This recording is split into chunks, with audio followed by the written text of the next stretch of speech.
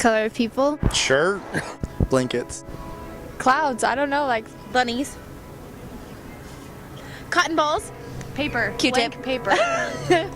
Lily white. Myself. Clouds in the sky. Paper. Sunshine. Very pure, very crisp, very clean. Snow. Cotton balls. Bleach. Bread.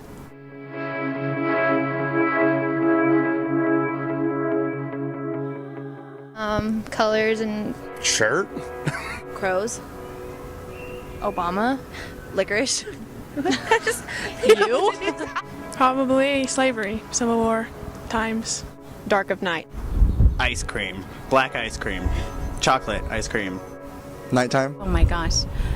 Dirt. Black people. Sorry. I would say me.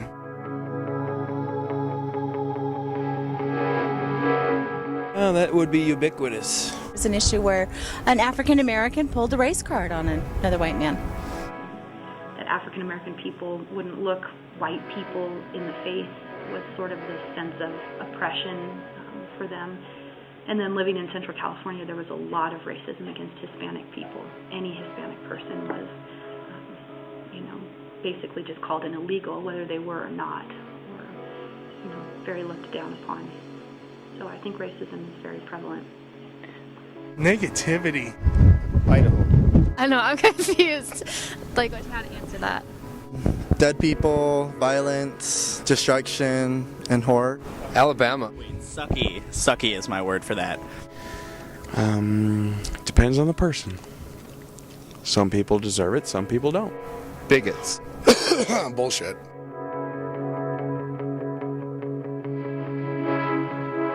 I don't know what that means for sure. Like gays and yeah. I don't even know what that means.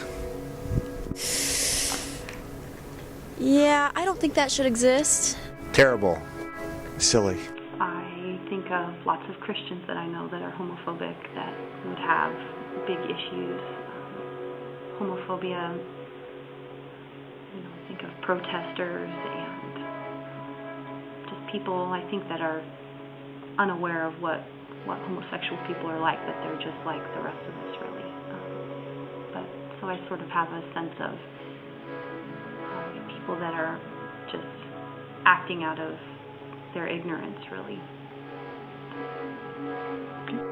I think we're such like a different generation. I mean, some people are raised that way, but I think we were raised in a different way where it's not like a big deal to us. Like, it's normal. Well, it takes one to be one. Homophobia. I don't have a problem with gay people as long as they don't try to hit on me. The first thing that comes to mind is high school. Overplayed out as an emotional argument. Have it. People should just stop talking about it. It's not even a big, if we stop talking about it, it'll go away.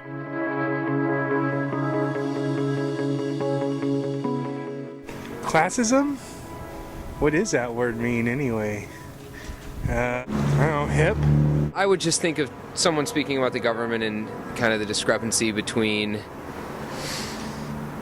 the livelihoods a lot of people have and the different taxation structures and the different benefits that certain people have that other people don't have. And it's a difficult challenge making life fair for everyone because, in essence, that could be communism. Restrictive.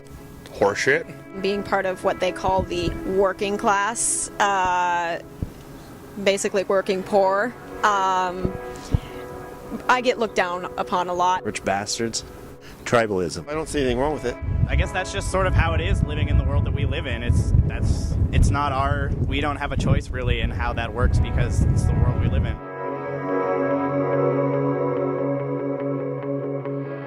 It's not good for me. I don't like it. Bullshit. Old-fashioned. Some people want to be judged by their sex. Some people don't. Wow. Good up on it. I don't think that anybody should be picked on because they're a girl or a boy. I don't know. I think we're all equal, and I think that both sexes have equal potential, so. And I do not belong in a kitchen or doing laundry or anything. If I want to go work in the workforce, I will do it, and I will do it better than a boy. That was sexist. As a female pastor, I experience quite a bit of sexism, actually, and I would say that in the church it happens quite a bit, that there's this idea that certain people should have certain roles, males should have certain roles, and so as a woman I have experienced sexism in those ways. Feminism was the death of chivalry. When women decided that they didn't need a man, at that point in time, men stopped being knights.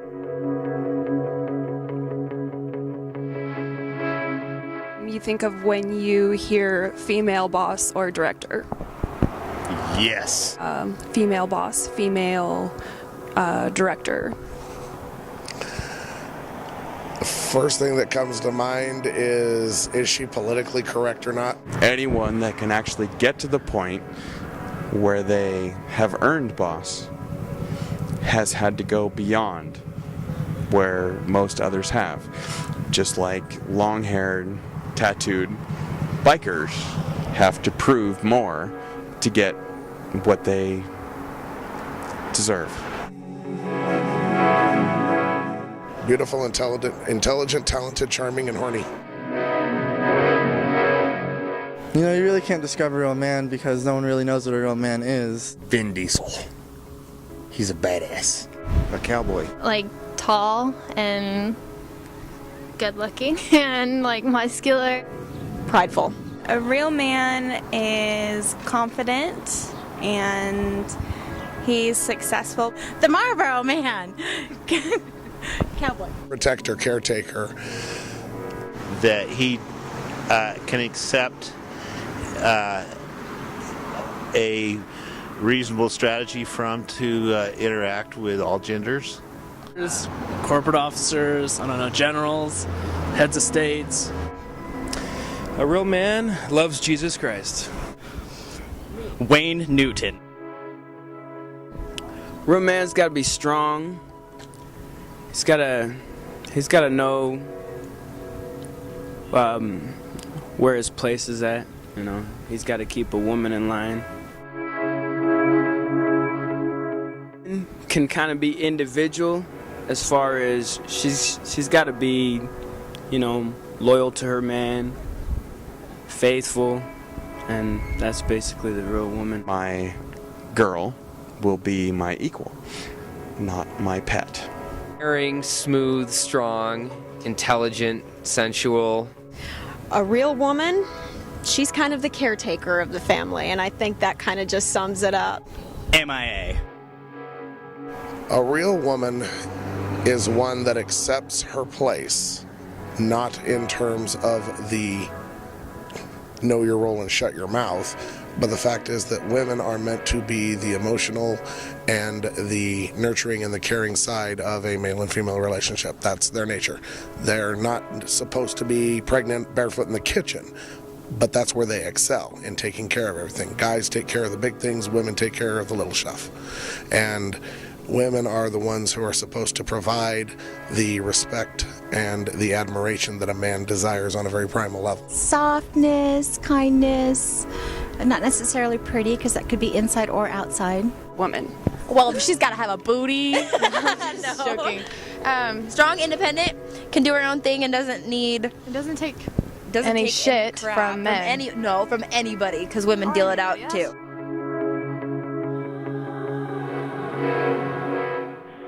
When I hear privilege, I think about people that have more than others, or whether that be finances, education, opportunities. Often I think the idea of wealth probably comes to mind, somebody that's privileged would have. The United States. I think that everybody in the United States has experienced privilege in comparison to others. But when you go to other places in the world, it's day-to-day existence. It's can I make it to the next day? And for me, that's a privilege that we have that we take for granted. So. Okay. Honestly,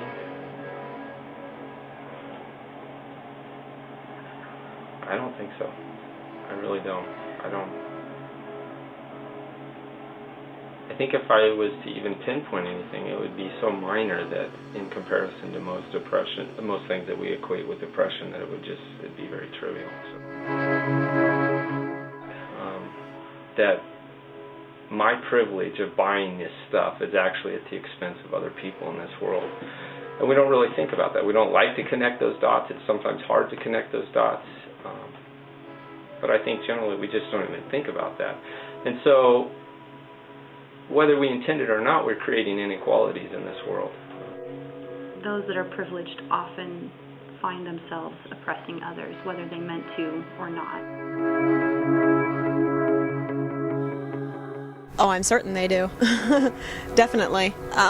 Maybe not so much racism anymore, because obviously, free public, that kind of thing. But definitely sexism. All of them exist in society today because the simple fact is that everybody thinks that they have to be better than someone else. Yes, I do. Racism, I am French and Mexican, and it usually happens to me around here. Homophobia, I am gay, so it doesn't get to me, but it does happen. And in that case, I really try to stop it that's happening around here because I know that it's hard for someone to be different. Roses and many questions, got something to say.